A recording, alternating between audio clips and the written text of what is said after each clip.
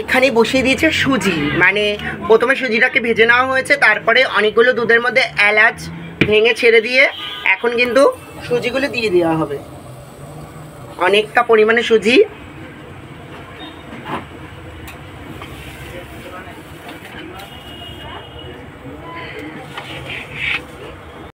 চিনি দিয়ে আমাদের সুজিটা কিন্তু প্রায় রেডি হয়ে গেছে।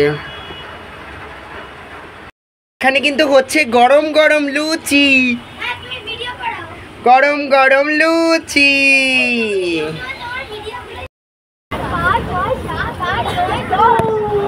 এই হলো তারকেশ্বরের বাঁধ, আর এটা হলো শোভাবাজার গঙ্গা আইরি ট্রলার।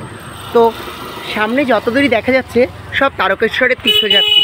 আর এখানে আরেকটু আগিয়ে গেলেই আমরা চলে যাব এখানকার জাগ্রত বাবা, বুড়ো বাবা ভূতনাথ।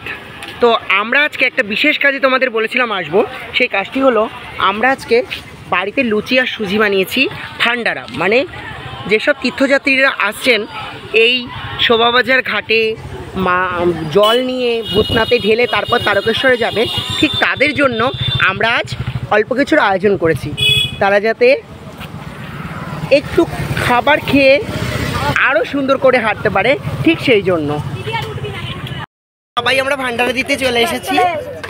এই যে বৌদি, আমরা সবাই ভান্ডারা দিতে চলে এসেছি। এখন আমরা জায়গা পাচ্ছি না, এখন কোথায় খাবার দাবার রাখা হবে জানি না, মানে খুবই ভিড় রাস্তা, একদম গঙ্গার ধারের সামনেই আমরা দাঁড়াবো। গাড়ির মধ্যে রেখে আমাদের কিন্তু ভান্ডারা দেওয়া হচ্ছে। আমার হাতে ভাজা গরম গরম লুচি, তো লুচি আর সুজি ভান্ডারা দেওয়া হচ্ছে। সমস্ত তীর্থযাত্রীরা এক এক করে আসছে।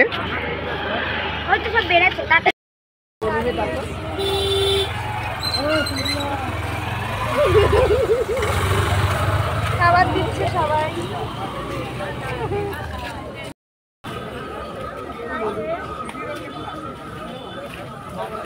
এই আরো দেরে